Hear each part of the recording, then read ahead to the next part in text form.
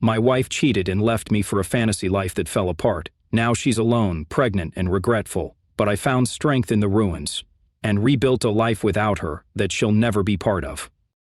Rain doesn't wash away regret, it just makes you sit with it. Ben Carter stared at the legal envelope on his kitchen table, its crisp edges mocking the mess of his life. The Chicago morning outside was gray, the kind of gray that swallowed skyscrapers and hope alike. His coffee was cold, but he sipped it anyway, letting the bitter grounds settle on his tongue. The envelope held divorce papers, the final signature on a marriage he'd built with his own hands, only to watch it crumble. He didn't open it. He didn't need to. The weight of it was enough. He leaned back in the chair, the wood creaking under his frame. At 34, Ben wasn't old, but he felt ancient, like the world had carved lines into him that no mirror could show. The apartment was too quiet, the kind of quiet that screamed. No hum of Sophie's laughter, no clatter of her keys, no trace of the life they'd shared, just him, the rain, and the ghost of a promise he'd made 10 years ago. I'll always be there. He'd kept that promise. She hadn't. His eyes drifted to the window, where rain streaked the glass like tears he hadn't shed. He thought about the day they met, a memory that used to warm him but now felt like a knife. Sophie, with her wild curls and a smile that could light up a room, had been everything he wasn't: spontaneous, vivid, alive. He was steady, the guy who fixed things, who planned, who stayed. Funny how anchors get left behind when the ship wants to sail. The envelope stared back. He could still see her face from that last night, the one where she'd sat across from him, wineglass in hand, and said, "You're dependable, Ben, but I've never felt it." Her words had landed like a sledgehammer, not because they were cruel, but because they were true. He'd built a life for her, but he'd forgotten to live it with her. And then there was Damon, her freedom, her escape. Ben didn't hate her for it. He didn't hate anyone. He just hurt. He set the mug down, the ceramic clinking against the table. The sound jolted him back to the present, to the choice he'd made after that night. He'd walked away, not with anger, but with clarity. No shouting matches, no begging, just a quiet exit, a man stepping out of a story that no longer needed him. The papers were the last chapter, but they weren't the end. Not for him. Ben stood, his boots heavy on the hardwood floor. He grabbed his jacket, leaving the envelope where it lay. The rain was still falling, but he didn't care. He stepped outside, the cold biting his skin, and let the city swallow him. Somewhere in the gray he'd find a way to start again. But because he wanted to. But because he had to. The man he'd been was gone. The man he'd become was waiting. Ben Carter grew up believing that if you worked hard and kept your word, life would sort itself out. In his small Ohio town, where cornfields stretched farther than dreams, that was the gospel. His father, a carpenter with hands like sandpaper, built furniture that outlasted marriages. His mother, a nurse, patched up broken bodies and broken spirits at the county hospital. They weren't rich, but they were solid. Ben learned early that responsibility wasn't a choice. It was a debt you paid to the world. At 18, he was lanky but strong, the kind of kid who'd rather fix a neighbor's porch than chase girls at the county fair. He wasn't shy, just quiet, the kind of quiet that made people lean in. High school was fine, decent grades, a few friends, no drama. But he wasn't built for small-town life forever. When he got a partial scholarship to Ohio State for civil engineering, it felt like a door opening, not to escape, but to build something bigger. College was where he met Sophie. Junior year, in a crowded lecture hall for a mandatory humanities class neither of them cared about. He was there with a notebook, sketching bridge designs in the margins. She was late, her backpack slung over one shoulder, her laugh cutting through the professor's drone. She slid into the seat next to him, smelling like citrus and possibility. "You look like you actually know what's going on," she whispered, nodding at his notes. He didn't, but he grinned anyway. Sophie was from suburban Atlanta, raised on cul-de-sacs and sweet tea, with a smile that could charm a snake. She was studying event management, dreamed of planning music festivals or fancy weddings. Anything that sparkled. Where Ben was steady, she was a sparkler, all fizz and light. They shouldn't have worked, but they did. He liked her chaos, she liked his calm.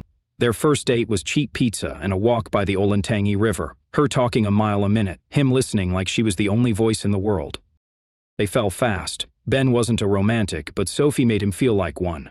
She'd drag him to open mic nights where she'd clap too loud for bad poets. He'd take her to construction sites on weekends, pointing out beams and foundations, explaining why they mattered. She'd tease him. "You're such a nerd, Carter," but she'd listen, her eyes bright.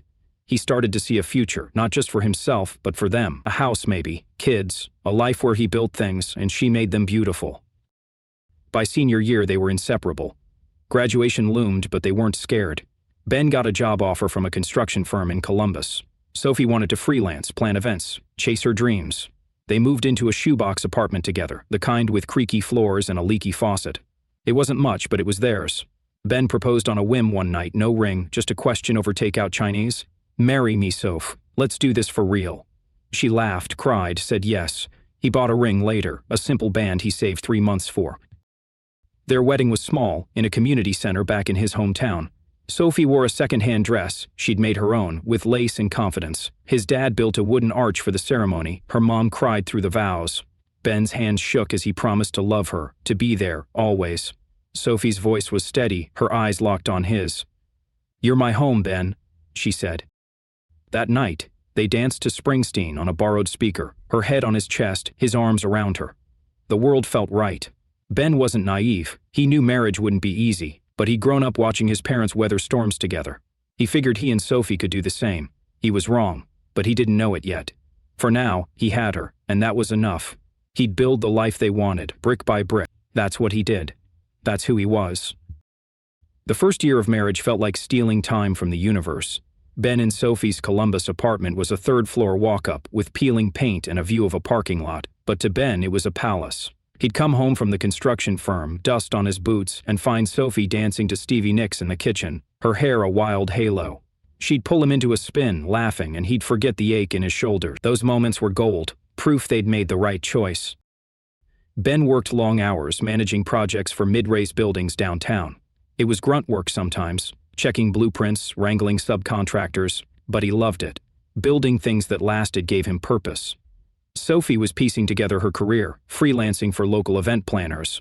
She'd land gigs for corporate mixers or drunk uncles. Over cheap wine and takeout, they'd talk until midnight, her feet in his lap, his hands tracing her ankle. She'd dream out loud, maybe a festival someday, maybe her own company. He'd nod, promise to build her an office when they could afford it. Weekends were their escape. They'd pile into Ben's beat-up Ford and drive, Hocking Hills for hiking, Lake Erie for sunsets, or just nowhere, windows down, her singing off-key to Tom Petty. One summer, they found a diner in the middle of nowhere, the kind with sticky booths and pie that tasted like heaven. Sophie declared it their spot. Ben carved their initials into a picnic table out back, half expecting her to roll her eyes. She didn't. She kissed him hard, like they were kids sneaking out past curfew. But life wasn't all road trips and diner pie. Ben's job started demanding more, late nights, early mornings, weekends spent on site. He'd come home to find Sophie on the couch, scrolling her phone, her energy dimmer. "You're always gone," she'd say, half teasing, half gnawing. He'd apologize, promise to cut back, but the firm was growing and he was the guy they trusted. He told himself it was temporary, that he was building their future. Sophie's gigs were sporadic, and she hated the inconsistency. She'd vent about clients who lowballed her or canceled last minute. Ben would listen, offer solutions, but she'd wave him off. "I don't need you to fix it, Ben, just hear me." He tried. God, he tried. But he was wired to solve things, not just sit with them. When she'd get quiet, he'd fill the silence with plans, saving for a house, maybe a trip to the Smokies. She'd smile, but it didn't reach her eyes. He started noticing her phone lighting up more. Texts she'd answer with a quick laugh before setting it face down. "Work stuff," she'd say. He believed her because doubting her felt like betraying her. The first real crack came their second anniversary. Ben planned a surprise dinner at a bistro they couldn't afford, a playlist of their songs, a necklace he'd saved for. Sophie was late, stuck at a client meeting, she said. When she arrived, her mind was elsewhere, her laugh forced. She loved the necklace, but she barely touched her food. "I'm just tired," she said, squeezing his hand. He wanted to believe it was stress, but something in her eye. By year 3, the apartment felt smaller, not because of the square footage, but because of the space between them. Date nights became rare. Sophie joined a networking group for creatives, staying out late with people she called inspiring. Ben didn't mind at first. He liked that she was finding her spark again. But her stories about these nights were vague, and she'd change the subject when he asked. He'd lie awake, her side of the bed cold, wondering if he was losing her. He'd push the thought down. Adult life was hard, that's all. They'd figure it out. One night he came home to find her sketching ideas for a music festival, her face lit up like it used to be. "This could be big, Ben," she said, showing him pages of notes. He was proud, offered to help with logistics. He hesitated, then said, "It's more of a group thing, you wouldn't get it." The words stung, but he nodded. He didn't push. He never pushed. Maybe that was the problem. Looking back, Ben could see the signs, her shorter texts, her distracted kisses, the way she'd linger at the mirror before leaving, but at the time he'd chalked it up to growing pains. Marriage wasn't a fairy tale, it was work. He'd keep showing up, keep building. That's what he knew how to do. Sophie was still his home, even if the foundation was starting to shift. He just didn't know how deep the cracks ran. Ben Carter wasn't blind, but he wanted to be. By their 4th year of marriage, the apartment felt like a museum of what used to be, Sophie's laughter framed in memories, not moments yet. He started small, a Friday night dinner, just the two of them. He cooked pork chops, mashed potatoes, green beans, the kind of meal his mom used to make. Sophie came home late, her eyes tired, her smile thin. Work was crazy, she said, dropping her bag. She ate, complimented the food, but her fork moved slowly like she was performing. Talked about his job, her latest gig, safe things. When he reached for her hand, she squeezed back, but it felt like a reflex. He didn't push. He never pushed. For their anniversary, he went bigger. He booked a cabin in the Smoky Mountains, a place with a porch swing and a view of peaks that swallowed your worries. He planned it all, hikes, a picnic, a playlist of their old songs. Sophie agreed, said it sounded nice, but her voice lacked the spark it used to have. The trip was fine.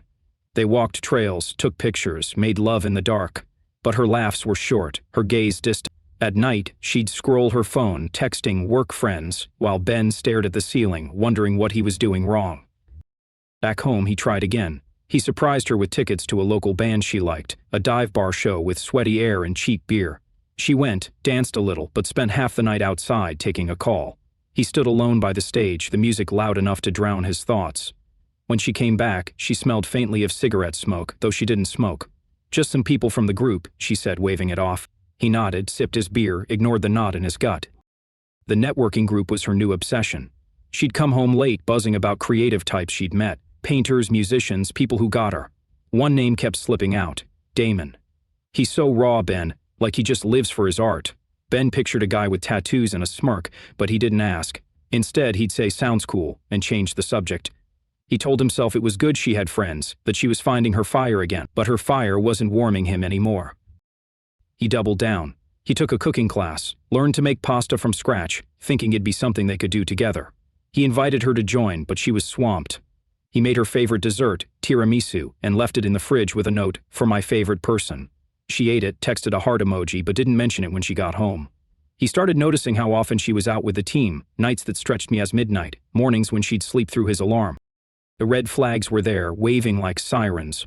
Her phone was a vault now, always face down, passcode locked. She'd get cagey when he asked about her day, deflecting with, oh, just boring stuff. He found a coffee receipt for 2 in her purse, dated a morning she'd said she was working. He didn't confront her. Confronting meant admitting something was wrong, and Ben wasn't ready for that. He told himself it was stress, her career, the grind of adult life. He'd been raised to believe love was work, not magic. So he worked. One night, he suggested a weekend getaway, somewhere new, like Asheville. She looked at him, eyes soft but empty, and said, maybe next month, okay? I'm just busy. He nodded, but the word busy stuck like a splinter. Busy with what? With who? He didn't ask.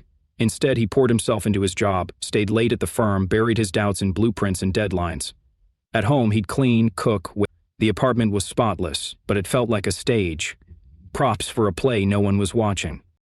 Looking back, Ben saw it all, the half-truths, the distance, the way Sophie's love had turned polite. But then, he was just a man trying to hold on to his wife, his home, his life. He thought if he loved her harder, showed up better, she'd come back. He didn't know she was already gone, slipping through his fingers like sand. He didn't know about Damon, not really. Not yet. But the truth was coming, and it would hit like a wrecking ball. Ben Carter spent all day building a moment. The kitchen smelled of lemon and capers, the sizzle of chicken piccata filling their Columbus apartment. It was Sophie's favorite, a dish he'd practiced twice to get right. The table was set, cloth napkins, a bottle of Pinot Grigio, candles flickering like a prayer. He'd taken the afternoon off, told his boss he needed it. Tonight wasn't just dinner, it was a lifeline, a chance to pull Sophie back from wherever she'd gone. He adjusted the plates, checked the clock. She'd be home soon. She wasn't. 6 o'clock came and went. The chicken cooled in the pan. Ben sipped water, then wine, his tie loosened, his hope fraying. At 6:47, the door clicked open. Sophie stepped in, her hair damp from a drizzle, her eyes scanning the scene like she'd walked into the wrong house. Oh! Her smile was polite. Thought we could use a night, Ben said, pulling out her chair. His voice was steady, but his chest was tight. She sat, smoothing her skirt, and he served the food. Chicken, pasta, asparagus he'd overcooked in his nerves. They ate in near silence, the clink of forks loud against the quiet. He tried to start conversation, her latest gig, a project at work. But her answers were short, her gaze drifting to the candle flame. He poured more wine. She drank deeply, her fingers tight around the glass. "You didn't have to do all this," she said, her tone soft but heavy, like she was apologizing for something bigger. Ben leaned forward, searching her face. "I wanted to, Soph. I miss us." The words felt raw, too honest, but he couldn't stop. "We're still here, right? We can fix this." She looked at him then, really looked, and something in her eyes, pity maybe, made his stomach drop. She set her glass down, deliberate, like she was bracing herself. "Ben," she said, and the way she said his name like it hurt, told him everything before she spoke. "You're dependable. You're good. But I've never felt it. Not the way I need to." The room didn't spin, the candles didn't flicker out, but Ben felt the world shift, like a beam snapping under too much weight. He didn't speak, just waited, because he knew there was more. Sophie's voice trembled, but she didn't look away. "There's someone else," she said. "I didn't mean for it to happen, but I have feelings for him. I'm sorry." Him. The word landed like a punch. Ben saw Damon's name in his mind, the artist she'd mentioned too often, too casually. He saw the late nights, the vague excuses, the coffee receipt. It all clicked, a blueprint of betrayal he'd refused to read. But he didn't yell, didn't throw the wine glass, didn't beg. He just sat there, absorbing the pain like concrete takes a hit, cracked but still standing. "Who is he?" he asked, his voice low, not because he wanted to know, but because he needed to hear her say it. Sophie hesitated, then shook her head. "It doesn't matter. It's not about him. It's about me. I need more than this." She gestured vaguely, at the table, the apartment, him. Her words cut deeper than any name could. Ben nodded, slow, like he was agreeing to a contract. The food was cold now, untouched. The candles burned low. Sophie waited, maybe expecting anger, tears, something. But Ben had nothing left to give. Not tonight. He stood, cleared his plate, and walked to the sink, the water running louder than his thoughts. Behind him, Sophie's chair scraped. "Ben, she started, but he raised a hand, gentle. "Fine." "It's okay," he said, not turning around. It wasn't okay, but he meant it anyway. Clarity settled over him, cold and sharp. He wasn't fighting for her anymore. Not because he didn't love her, but because he couldn't keep building a life for someone who'd already left. The sink was full. The night was over. And so were they. Ben woke up the morning after the dinner with a certainty he hadn't felt in years. The apartment was still, the kind of quiet that follows a storm. Sophie was gone, out early, maybe with him, maybe just avoiding the wreckage. Ben didn't care. Her confession had cut through the fog, and for the first time, he saw the truth. Their marriage wasn't a partnership. It was a house he'd built alone, brick by brick, while she'd been packing to leave.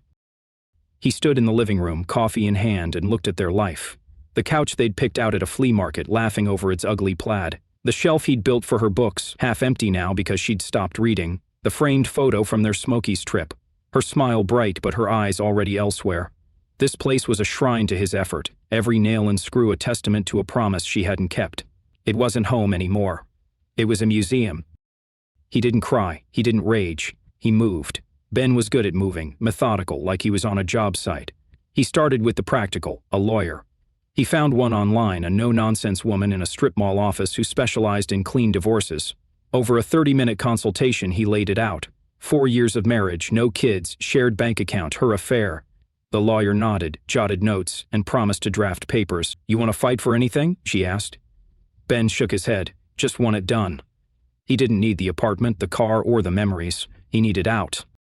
Next was money. He sat at the kitchen table, laptop open, and untangled their finances. Joint account split, his savings moved to a new bank. He canceled their shared credit card, paid off the balance with his bonus. The lease was in his name. He'd deal with that later. Sophie could keep the furniture, the dishes, whatever she wanted. He wasn't here to punish her. He was here to survive. The hardest part was the emotional untangling. Ben packed a duffel bag, clothes, his work boots, a few books. He left the wedding album on the shelf, the ring in a drawer. He didn't touch her things, didn't snoop for proof of Damon. He didn't need it. Her words last night, "I need more than this," were evidence enough. He walked through the apartment one last time, his footsteps echoing on the hardwood. The place felt smaller, like it was shrinking without him. He thought about leaving a note, something simple, "I'm gone, good luck," but words felt cheap, and he'd already given her too many. He wanted her to feel the silence, the way he'd felt it for months. Let her come home to an empty space and figure out what it meant. He wasn't cruel, he didn't hate her, but he was done carrying her weight. By noon, he was ready. He called his boss, asked for a week off. Personal stuff, he said. His boss didn't pry. Ben loaded his duffel into his truck, the same Ford they'd driven to diners and mountains. The engine rumbled to life, and he pulled out of the lot without looking back. Columbus blurred past strip malls, traffic lights, the life he'd thought was forever. He didn't know where he was going, not exactly. A motel for now, maybe somewhere farther later, Michigan maybe, somewhere quiet. As he drove, the weight didn't lift, but it shifted. He wasn't running, he was choosing himself, maybe for the first time. Sophie's face flashed in his mind, her laugh, her curls, the way she'd said, "I'm sorry," like it could fix anything. He let the image fade. She wasn't his to hold anymore. The road stretched ahead, gray and endless, and Ben kept driving. He didn't need answers today. He just needed distance. That night, in a motel off I-71, he lay on a lumpy mattress, the hum of the highway outside. His phone stayed dark, no texts, no calls. He wondered if Sophie had come home yet, if she'd noticed the empty closet, the missing truck. Part of him wanted her too hurt, to feel the hole he'd left. But mostly he wanted to stop feeling her at all. He closed his eyes, the divorce papers already in motion, his life already changing. He'd built something once, he could build again, but this time it'd be for him. Sophie Carter came home to a silence that screamed. The apartment was too still, the air heavy with absence. She dropped her keys on the counter, expecting Ben's quiet presence, his boots by the door, his coffee mug in the sink. Nothing. The kitchen was spotless, the candles from last night gone, her stomach twisted. She called his name, her voice thin, echoing off the walls. No answer. She checked the bedroom. His closet was half empty, his duffel missing. The wedding ring sat in a drawer, glinting like an accusation. She texted him, "Where are you?" No reply. She called, got voicemail. Her heart raced, not with fear, but with something worse, guilt. Last night's confession replayed in her mind. There's someone else. She'd meant to explain, to soften it, but Ben's silence had stopped her. She'd left early this morning, avoiding his eyes, hoping distance would clarify things. Now he was gone, and the apartment felt like a crime scene, her choices the weapon. She sat on the couch, scrolling through their texts, searching for a clue. His last message was from yesterday morning, dinner tonight. She hadn't answered. She'd been with Damon, laughing over coffee, his hand brushing hers. Damon, with his paint-stained fingers and reckless energy, made her feel alive, like the Sophie she'd been before bills and routines. Ben was steady, but Damon was. But now, staring at the empty shelf where Ben's books used to be, she wasn't so sure. Days passed. Sophie's messages to Ben went from confused, "Please talk to me," to angry, "You can't just disappear," to desperate, "I'm sorry, okay? Come back?" No response. She checked his work, but they said he'd taken leave. His friends didn't know, or wouldn't tell. The silence was a mirror, reflecting her choices. She'd wanted freedom, but this wasn't it. This was abandonment, and she'd caused it. Then came the lawyer's letter. Divorce papers, clinical and final, listing assets and terms. Ben wanted nothing. No alimony, no furniture, just a clean break. Sophie stared at the pages, her signature trembling as she signed. He'd left her everything, but it felt like nothing. The apartment was hers now. But so were the bills, the lease, the weight of being alone. She turned to Damon, needing his chaos to drown her regret. But Damon was different now. When she told him about Ben, he shrugged. "Sounds like you're free now," he said, his eyes on his canvas, not her. She'd laughed it off, but the words stung. Weeks later, she missed her period. The test confirmed it, pregnant. Her heart leapt, then sank. She told Damon, expecting something. Connection, maybe. He stared at her, then said, "I'm not built for that, Soph." By the next week, he was gone, his phone off, his apartment empty. Her fire had burned out. Her friends, the creative types she'd clung to, drifted away. They'd loved her when she was vibrant, the life of their late-night talks. But a pregnant, heartbroken Sophie didn't fit their aesthetic. Invites stopped. Texts went unanswered. She'd traded her marriage for a fantasy, and the fantasy had evaporated. The networking group felt hollow now, a stage for people pretending to be free. Money became a problem fast. Her freelance gigs dried up. Clients didn't want a visibly pregnant planner. The apartment's rent loomed, and Ben's half of the bills was gone. She sold the couch, the TV, anything that wasn't nailed down. She applied for jobs, but interviews were scarce. At night she'd lie awake, one hand on her belly, wondering how she'd gotten here. She'd wanted more, but this was less. Flashbacks haunted her. She remembered meeting Damon at a gallery, his art raw and unpolished, like he'd ripped his soul onto the canvas. He'd called her his muse, made her feel seen. But he'd never asked about her dreams, her fears, her life with Ben. Ben, who'd cooked her favorite meal, who'd planned trips, who'd loved her even when she'd stopped loving him. She saw now what she'd ignored. Ben's steadiness wasn't boring, it was strength, and she'd thrown it away. Sophie didn't cry often. She'd always prided herself on that. But one night, alone in the half-empty apartment, she broke. The baby kicked, and she sobbed, not for Damon, not for herself, but for Ben, for the home she'd destroyed, for the man who'd left without a word because she'd given him no reason to stay. Ben Carter didn't run to Michigan to find himself. He ran to survive. The cabin he rented was a squat, weathered thing on the edge of a lake, surrounded by pines that whispered in the wind. It smelled of cedar and neglect, with a sagging porch and a wood stove that took an hour to light. He didn't care. It was far from Columbus, far from Sophie, far from the life that had collapsed under him. Here, in the quiet, he could breathe. The first weeks were raw. He'd wake before dawn, the lake a mirror of gray, and sit with coffee that tasted like ash. His phone stayed off, nobody to call, nothing to say. The divorce papers were signed, mailed from a post office in town. He didn't read Sophie's texts before deleting them. Her voice, her apologies, were anchors he couldn't afford. He wasn't angry. He was empty, like a building gutted for demo. The question wasn't why she'd left him for Damon. It was why he'd stayed so long. He started journaling not because he was a writer, but because the thoughts in his head needed somewhere to go. He bought a cheap notebook and scratched out memories, his dad teaching him to plane wood, Sophie's laugh at that diner, the moment she'd said, "I need more." The pages filled with questions. What did I miss? Who am I without her? He didn't have answers, but the act of writing grounded him, like laying a foundation on unstable. Solitude gave him space to rebuild. He'd always liked painting, not art, just color on canvas, the kind of thing he'd done as a kid. He found an old set of acrylics in town and started messing around, smearing blues and greens into lake scenes that looked like smudges. They were terrible, but they were his. He'd sit on the porch, brush in hand, losing hours to the rhythm of it. For the first time in years, he wasn't building for someone else. Hiking became another ritual. The trails around the lake were rugged, roots tripping him until he learned to watch his step. He'd climb to a ridge, sweat-soaked, and stare at the water below, feeling small but not insignificant. Nature didn't care about his pain, and that was freeing. One day, he found a hawk's feather and tucked it into his pocket, a reminder that things could soar again. He reached out to old friends, tentative at first.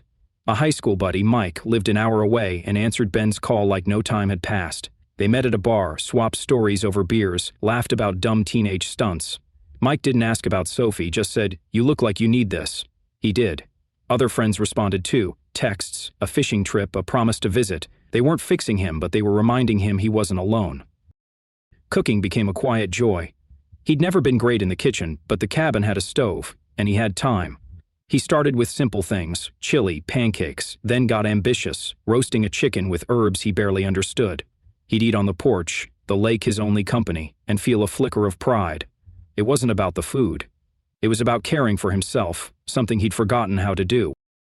Volunteering came by accident. He'd gone to town for groceries and saw a flyer for a community center needing help. On impulse, he showed up the next day. The place was a hive of noise, kids shooting hoops, seniors playing cards, a food pantry in the back. The director, a wiry woman named Carol, put him to work fixing shelves and hauling boxes. He liked the work, the way it felt like building without the weight of expectation. He kept coming back. That's where he met Maya Brooks. She ran a program for teens, teaching them life skills, budgeting, job apps, how to change a tire. She was in her early 30s with a calm voice and eyes that saw through bullshit. They first talked while stacking canned goods, her joking about his Ohio accent. "You say pop like it's a personality trait," she teased. He grinned, surprised by how easy it felt. Maya wasn't flashy, but she was real, grounded, thoughtful, the kind of person who showed up for others. They started talking more, over coffee runs or while sorting donations. She'd lost her brother to addiction a few years back, she told him, and it had reshaped her. "You don't get over it," she said. "You just keep going." Ben nodded, thinking of Sophie, of the life he'd left.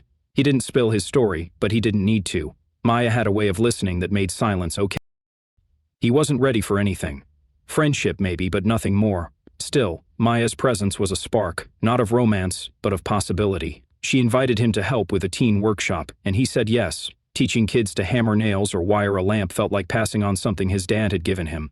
The kids called him Mr. Ben, and he didn't hate it. By the end of 3 months, the cabin wasn't just a hideout, it was a starting point. Ben wasn't healed, not fully. Pain lingered, like a bruise you forget until you press it. But he was moving, journaling, painting, hiking, cooking, volunteering. They weren't answers, but they were steps. He was learning who Ben Carter was without Sophie, without the marriage, without the need to fix everything. For the first time, he was enough.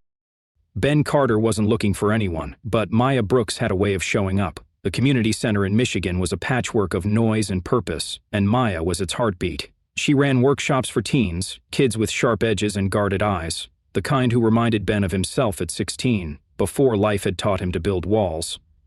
Maya didn't just teach them, she saw them, and that made Ben notice her more than he meant to. She was pragmatic, with a laugh that cut through the chaos of the center. Early 30s, short braids, and a wardrobe of jeans and flannel that said she cared more about comfort than flash. Her work was her life, helping kids navigate futures that felt out of reach. Ben admired that. The way she poured herself into others without losing herself. He'd been volunteering for a month now, fixing shelves, teaching basic carpentry, and stealing glances at her across the room. Their first real conversation happened over a busted vending machine. Ben was prying it open to fix a jam, Maya leaning against the wall, sipping coffee. "You're handy," she said, smirking. "Bet you were the kid who fixed everyone's bikes." He chuckled, surprised by how close she'd gotten. "More like porches," he said. "The bikes were too fancy." She laughed, and something in him loosened, like a knot he hadn't noticed. They started talking regularly, small moments at first. Sorting donations, they'd swap stories about dumb jobs they'd had.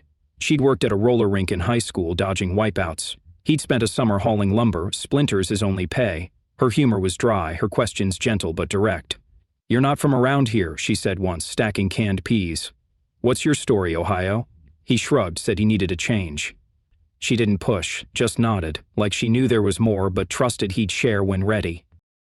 He wasn't ready, not fully. Sophie's betrayal was still a bruise, tender when pressed. But Maya's presence was steady, not demanding. She'd hand him a coffee during a long shift or tease him about his terrible taste in donuts, and he'd feel lighter. Not fixed, but seen. They bonded over loss, though it took time. One evening, cleaning up after a workshop, she mentioned her brother, lost to addiction. "He was my best friend," she said, her voice quiet but steady. You think you'll save them, but sometimes you can't." Ben paused, then said, "I lost someone too. Not like that, but yeah." She looked at him, her eyes soft. "Hurts, either way." That opened a door. Over weeks, he shared pieces of his story, not the whole map, but enough. The marriage that felt solid until it wasn't. The dinner where Sophie chose someone else. The drive to Michigan chasing quiet. Maya listened, really listened, her silence a kind of permission to feel it all. "You didn't break," she said once. "You just bent. That's strength, Ben." He wanted to. They worked together more, co-leading a teen carpentry class. The kids were a handful, sarcastic, distracted, but Ben liked their rawness. He taught them to measure twice, cut once, while Maya helped them write resumes. One kid, Jamal, called Ben coach, and it stuck. Maya grinned every time like it was their private joke. After class, they'd debrief over pizza, laughing about Jamal's hammer mishaps, or a girl who'd nailed her first joint. Those nights felt like friendship, maybe something more, but Ben didn't name it. He wasn't ready to risk what he was just starting to rebuild. Maya never pushed. That was her gift, space, without distance. She'd invite him to group outings with center staff, bonfires or diner runs, and he'd go, feeling less like an outsider each time. She shared her own scars, her brother's death, a bad breakup years back, but never leaned on him to fix her. "We're all a little cracked," she said one night, tossing a stick into a fire. "Makes the light get in." He nodded, thinking of his journal, his smudgy paintings, the lake at dawn. Cracked, maybe, but not broken. By spring, Ben realized he looked forward to seeing her. Not in a desperate way, but like you look forward to a good meal or a clear sky. She was a friend, a real one. And that was enough. He didn't know if it'd ever be more, didn't need it to be. For now, he was learning to trust again. Not just Maya, but himself. He'd spent years building a life for Sophie, only to lose it. With Maya, he was building something else, a connection, not a cage. And for the first time in a long time, he felt like he could breathe. Ben was splitting wood behind the cabin when Sophie showed up. The Michigan air was crisp, the lake a quiet shimmer in the distance. He swung the axe, the crack of wood steadying his rhythm, when he heard tires crunch on gravel. He paused, wiping sweat from his brow, and saw her. Sophie, stepping out of a rental car, her curls tamed, their red chin remembered. A year had passed since he'd left Columbus, since the divorce papers had severed their ties. Seeing her now felt like a ghost stepping into daylight. She approached, hesitant, her boots scuffing the dirt. "Ben," she said, her voice softer than it used to be. He set the axe down, his pulse steady but his chest tight.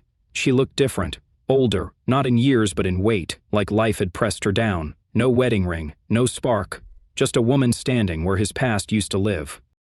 "What are you doing here?" he asked, not cold, just direct. He didn't move closer. The space between them felt right, a boundary he'd earned. Sophie fidgeted, clutching her purse. I needed to see you, to talk." Her eyes darted to the cabin, the lake, anywhere but him. "Can we sit?" He nodded, leading her to the porch. They sat on opposite ends of the bench, the wood creaking under their weight. The silence was heavy, but Ben didn't fill it. He'd spent too long filling her silences. She took a breath, then started. "I messed up, Ben. I know that. I'm so sorry. For everything. For Damon, for what I said, for—" Her voice cracked, but Ben stayed still, his hands clasped. He'd imagined this moment, her apologizing, him feeling something, anger maybe, or relief. But all he felt was distance, like he was watching a play he'd already seen. "How'd you find me?" he asked. "A friend of a friend," she said. "You're not exactly hiding." She tried a smile, but it faded fast. "I've changed, Ben, I swear. Damon's gone. I was wrong about him, about everything. I lost a lot." Her hand grazed her stomach, a fleeting gesture, and he understood. A baby maybe lost, maybe alone. He didn't ask. That wasn't his story anymore. She leaned forward, her eyes pleading. "I know I hurt you. I hate myself for it. But I see now what we had, what you were. I want to try again. I want us—" The words hung there, fragile and sharp. A year ago they might have broken him, pulled him back into her orbit, but now, they were just words. Ben looked at her. Really looked, and saw the Sophie he'd loved, but also the one who'd chosen someone else. He saw the apartment, the dinner, the ring he'd left behind. He saw himself, too. A man he'd become in this cabin, with paint on his hands and a life he was building alone. He shook his head, slow, deliberate. "This isn't about hate, Sophie. I don't hate you. I wish you well. But it's about respect, for myself. I can't go back. We're done." Her face crumpled, tears spilling, but she didn't argue. Maybe she'd known it was a long shot. "I just thought," she started, then stopped. "You're different now." "Yeah," he said. "I had to be." He stood, signaling the end. He rose too, wiping her eyes, and walked to her car. Before she got in, she turned. "You're a good man, Ben. I'm sorry I forgot that." He nodded, not for her but for himself. She drove away, the gravel crunching fainter until it was gone. Ben picked up the axe again. The wood split clean under his swing, each crack a release. Sophie's visit wasn't closure, it was confirmation. He'd chosen himself, not out of spite but out of necessity. The lake gleamed, the pines whispered, and Ben kept working. He wasn't running anymore. He was home. Ben Carter sat on the cabin porch, the Michigan lake glinting under a late afternoon sun. Sophie's visit lingered, like a bruise, not painful but present, her tears, her apologies, her plea to try again. They'd stirred memories but not doubts. He'd meant what he said. This wasn't about hate. It was about moving on. Now he needed to prove it, not to her, but to himself. His phone buzzed in his pocket, an email from Sophie, sent hours after she'd driven away. "I meant what I said, Ben. I'll always regret losing you. I hope you find happiness." He read it once, her words heavy but hollow. She was reaching for absolution, but he had none to give. He deleted the email, then her number, each tap a deliberate cut. No reply, no need. She belonged to a chapter he was ready to close. Inside, he pulled a cardboard box from the closet. It held relics of their marriage, wedding photos, a pressed flower from her bouquet, a postcard from their Smokies trip. He'd kept them, not out of longing, but because throwing them out had felt too final. Now, final was what he wanted. He sifted through the photos, Sophie laughing, him smiling, both younger, both blind to what was coming. They weren't lies, just moments that didn't last. He didn't linger. He stacked them neatly, taped the box shut, and wrote "storage" on the side. He drove to a self-study unit in town, the box in his truck's passenger seat. The facility was a maze of orange doors, each locking away someone's past. He rented a small unit, slid the box inside, and locked the door. It wasn't erasure. Those years had shaped him, but it was distance. He didn't need to carry them anymore. Back at the cabin, the air felt lighter. He stood by the lake, the water lapping softly, and exhaled. The man who'd loved Sophie was still part of him, but he wasn't all of him. He'd rebuilt himself here, through paint, hikes, kids calling him coach. He wasn't whole, not yet, but he was enough. The sun dipped low, painting the sky gold, and Ben let the moment settle. He wasn't closing a wound, he was opening a light. Ben Carter traded Michigan's lakes for Asheville's mountains, chasing a horizon that felt like his own. The city hummed with artists, hikers, and dreamers, its streets lined with breweries and murals. He rented a small apartment above a bookstore, the kind with creaky floors and a view of the Blue Ridge. It wasn't much, but it was enough. He'd landed a job as a project manager for a company building eco-front housing. The work was different from his Columbus grind, less about skyscrapers, more about homes that blended with the earth. He coordinated crews, sourced sustainable materials, and walked sites where cedar and stone would become someone's refuge. It wasn't just a paycheck, it felt like purpose, like building something that mattered. His dad would like that. Asheville fit him. He'd hike the Appalachian Trail on weekends, boots crunching over roots, the air sharp with pine. He'd stop at overlooks, the mountains rolling out like a promise. He wasn't running anymore. He was choosing trails, choosing work, choosing the man he wanted to be. He'd kept his journal, filling it with sketches of ridgelines and thoughts about resilience. And happiness isn't a place, he wrote one night. It's what you carry. Friendships came naturally, the way they do when you're not forcing them. He met coworkers at a dive bar, trading stories over IPAs. A neighbor, an older guy named Ray, roped him into a weekly chess game, laughing when Ben lost spectacularly. He joined a volunteer group cleaning up local rivers, hauling trash alongside folks who cared about the land as much as he did. These weren't deep bonds, not yet, but they were roots, tethering him to a community he hadn't expected to find. Maya stayed in his orbit, a connection he hadn't left behind. They texted often, her teasing him about his fancy new city, him sending her photos of sunsets that never looked as good on his phone. She'd visited once, crashing on his couch for a weekend. They'd hiked, eaten barbecue, and talked until midnight, her laughter filling the apartment. "You're doing okay, Ohio," she said. He'd nodded, grateful for her presence, for the way she saw him without needing to fix him. They weren't more than friends, not now, maybe not ever, but they were something real, and that was enough. His old life felt like a distant blueprint, one he'd drawn but no longer needed. Sophie's name didn't sting anymore. It was just a fact, like a road he'd once driven. He didn't check her socials, didn't wonder about her kid or her choices. He'd let her go, not out of anger, but because holding on served no one. His success wasn't a big house or a corner office. It was mornings when he woke without dread, evenings when he cooked for himself, moments when he laughed and meant it. One night he sat on his balcony, a beer in hand, the city's lights twinkling below. He thought about the kid he'd been, hammering nails with his dad, and the man he'd become, cracked but standing. Asheville wasn't the end of his story, it was a beginning. He'd build here, not just homes, but a life. Not perfect, but his. The mountains loomed in the dark, steady and vast, and Ben raised his bottle to them, to new plans, to starting over, to being enough. A year after moving to Asheville, Ben Carter stood in the chaos of a local festival, the air thick with barbecue smoke and bluegrass. The mountains framed the scene, their peaks soft against a pink dusk. He wore a volunteer badge, helping run a youth program's booth, showing kids how to build birdhouses. Maya was beside him, her laugh cutting through the noise as she handed out flyers, her braids catching the light. A kid, all elbows and attitude, tugged Ben's sleeve. "Coach, I messed up the nails again." Ben grinned, kneeling to fix the wonky wood. "Measure twice, hammer once," he said, the nickname Coach settling like a badge he'd earned. The kid nodded, focused, and Ben felt a quiet pride, not just in the work but in being here, part of something bigger. Maya caught his eye, smirking. "You're a natural, Ohio." They'd grown closer, their friendship a steady thread. No labels, no rush, just two people who understood loss and chose to show up anyway. They'd hike together, share meals, talk about everything and nothing. She was his friend, maybe more someday, but for now, her presence was enough. The festival pulsed around them. Kids running, music thumping, life unfolding. Ben thought of the man he'd been. The one who'd built a life for Sophie, who'd walked away when it crumbled. That man had carried pain, but he'd also carried strength. Michigan had taught him to heal.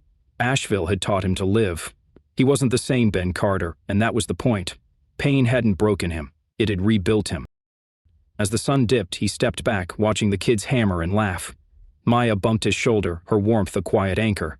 The mountains stood watch, and Ben smiled, not because he'd escaped pain, but because he'd grown through it. I wasn't broken, he thought. I was being rebuilt.